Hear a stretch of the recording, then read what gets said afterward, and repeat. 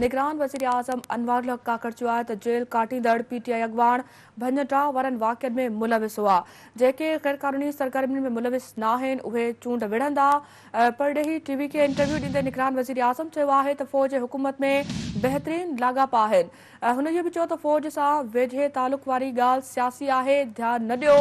संदसि चवणु हो त केतिरनि ॾहाकनि दौरान सिविल इदारनि जी कारकर्दगी ख़राब थी। हुन चयो त चूंडनि में धांधली जी कोशिश वारियूं ॻाल्हियूं ग़लति आहिनि।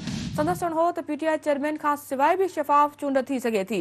नाज़रीन अहम ख़बर खे ॾींदा हलूं। निगरान वज़ीर आज़म अनवर उल हक काकड़ चयो आहे त जेल काटींदड़ पीटीआई अॻवान भञटा वारे वाक़िअनि में मुलविस हुआ। जेके गैर क़ानूनी सरगर्मियुनि में मुलविस न आहिनि उहे चूंड विढ़ंदा। परडेही टीवी खे इंटरव्यू ॾींदे निगरान वज़ीर आज़म चयो त फ़ौज ऐं हुकूमत में बहितरीन लाॻापा आहिनि। हुन चयो त फ़ौज सां वेझे तालुक़ वारी ॻाल्हि सियासी आहे, ध्यानु न ॾियो। संदसि चवणु हो त केतिरनि ॾहाकनि दौरान सिविल इदारनि जी कारकर्दगी ख़राब थी।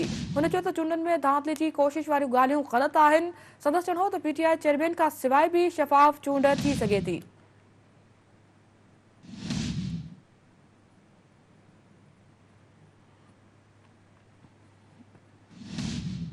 नाज़रीन अहम ख़बर सां शेयर कयूं पिया। निगरान वज़ीर आज़म अनवर उल हक काकड़ चयो आहे त जेल काटींदड़ पीटीआई अॻवान भञटा वारनि वाक़िअनि में मुलविस हुआ। जेके गैर क़ानूनी सरगर्मियुनि में मुलविस न आहिनि उहे चूंड विढ़ंदा।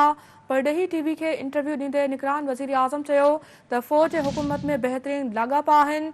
हुन चयो त फ़ौज सां वेझे तालुक़ वारी ॻाल्हि सियासी आहे, ध्यानु न ॾियो। संदसि चवणु हो त केतिरनि ॾहाकनि दौरान सिविल इदारनि जी कारकर्दगी ख़राब थी।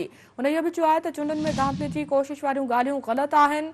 संदसि चवणु हो त पीटीआई चेयरमैन खां सवाइ बि शफ़ाफ़ चूंड थी सघे थी।